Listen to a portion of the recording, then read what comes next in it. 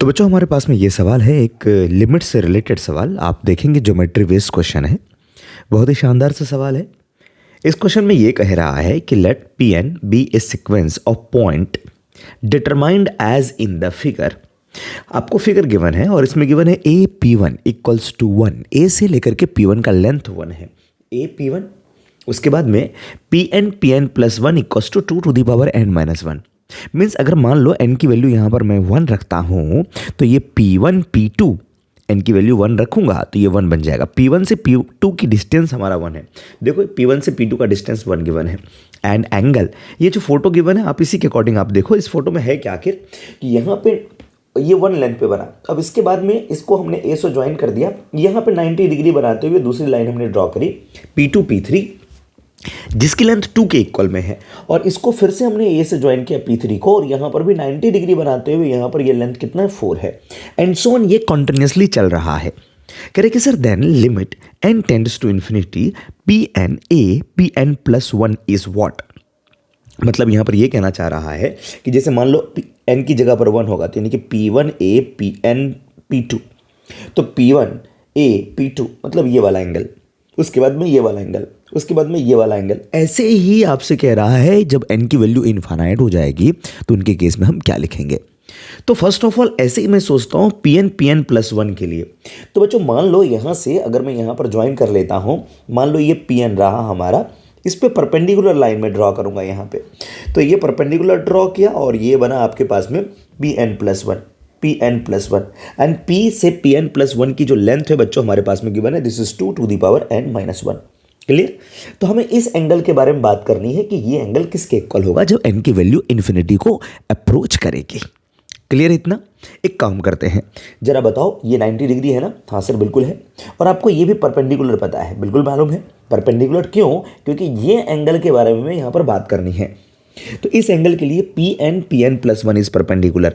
तो एक काम करते हैं, एंगल और इस परपेंडिकुलर में क्या रिलेशन है ना।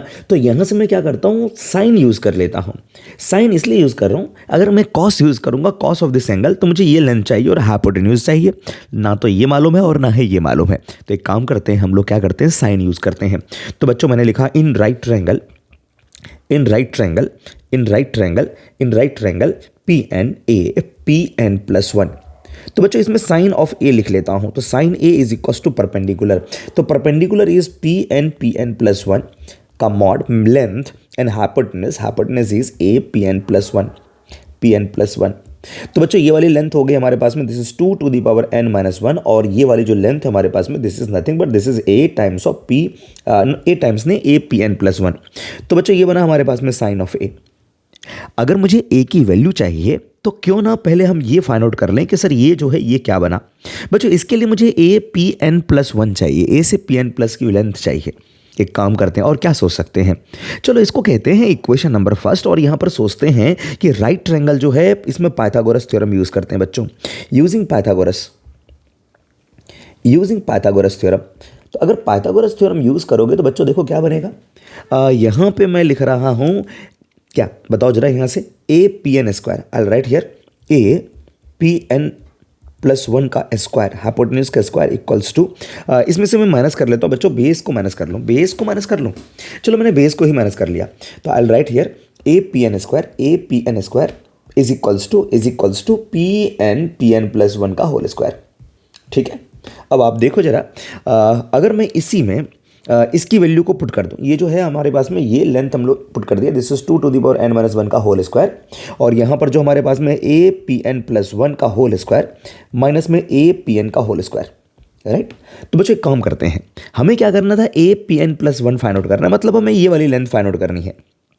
लेट्स सी, ये आपको एक सीरीज इससे बना सकते हो, जैसे इन दोनों के बीच में डिफरेंस है तो कुछ ऐसा करते हैं जैसे टेलीस्कोपिक सीरीज बनता था, और सबको ऐड कर देते हैं, सिर्फ ये वाला टर्म दिखेगा आपको। देखो जरा, n की वैल्यू को 1 पुट करते हैं।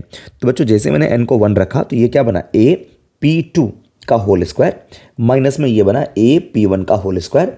एंड नाउ n की जगह पर जैसे हमने 1 रखा बच्चों, देखो क्या बन गया, n की जगह पर 1 रखा तो ये 2 का पावर 0 यानी कि 1 स्क्वायर बना हमारा। उसी तरीके से n की जगह पर अगर हम 2 सब्सटीट्यूट करते हैं तो a p3 का whole square is equals to not equals minus A P of 2 का whole square and now equals to N की जगह पर 2 रखा, 2 - 1 1, 2 स्क्वायर बन गया बच्चों। ठीक है, अगर बच्चों एन की जगह पर 3 पुट करते हैं तो ये बन गया ए पी ऑफ 4 का होल स्क्वायर माइनस का ए पी 3 का whole square and now equals to N की जगह पर 3 रखा तो 3 - 1 2, तो 2 टू दी पावर 2 का ये बना हमारे पास में होल स्क्वायर। क्या ये बात क्लियर है सभी को? तो बच्चों ऐसे ही आप देखोगे कॉन्टिन्यूसली अगर मैं एन की जगह पर एन ही रखता हूं तो ये हो जाएगा ए पी एन प्लस 1 का whole square minus A of P N का whole square and now equals to 2 to the power N minus 1 का होल स्क्वायर। एक काम करते हैं, ऐड कर लेते हैं। क्यों सर? देखो ये जो चीज़ है यही आपको यहाँ भी दिख रहा है, तो ये और ये कट जाएगा, ये और ये कटेगा, ये और ये कटेगा, पक्का ना? ये और ये नहीं, इसके जस्ट बाद वाला, तो ये टर्म कटेगा इसके जस्ट पहले वाले से, पक्का ना? सबको ऐड कर लेते हैं। तो यहाँ से मैंने कहा एडिंग ऑल दिस, तो बच्चों ऐड करने पर हमारे पास में क्या होगा, क्या क्या टर्म कैंसिल आउट होगा देखो जरा। तो बच्चों ये वाला टर्म इससे कैंसिल आउट हुआ, ये कैंसिल आउट हुआ, इससे कैंसिल आउट हुआ और इससे ये कैंसिल आउट हो जाएगा। तो बचा क्या हमारे पास में? So here we have A P N plus 1 का होल स्क्वायर और ए पी 1। तो बच्चों ए पी 1 की लेंथ मालूम, देखो ए पी 1 मालूम हमें कितना, 1। So I write here minus 1 का whole square is equals to, और राइट साइड में 1 square plus 2 square plus 2 square का whole square and so on, last में 2 to the power n minus 1 का whole square. So how many terms are here?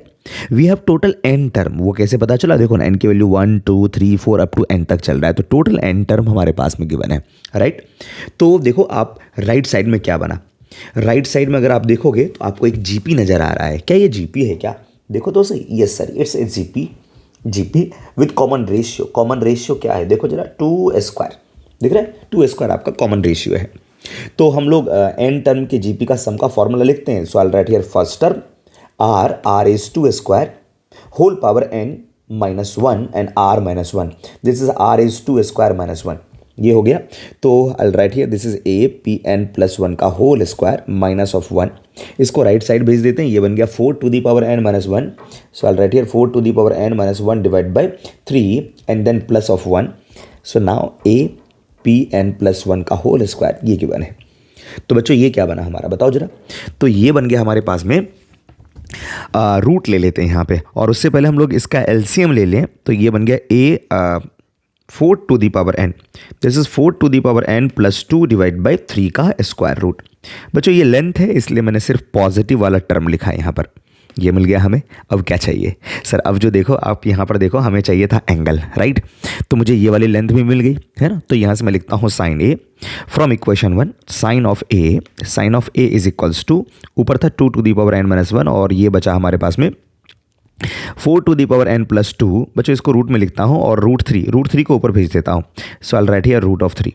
अब क्या करें sir? n की value infinity थी तो इसमें मैंने कहा लिमिट यूज़ कर लेते हैं। तो बच्चों limit I write here n tends to infinity root 3, this is 2 to the power n minus 1 and whole divide by, now see this is 2 to the power n का होल स्क्वायर प्लस का 2।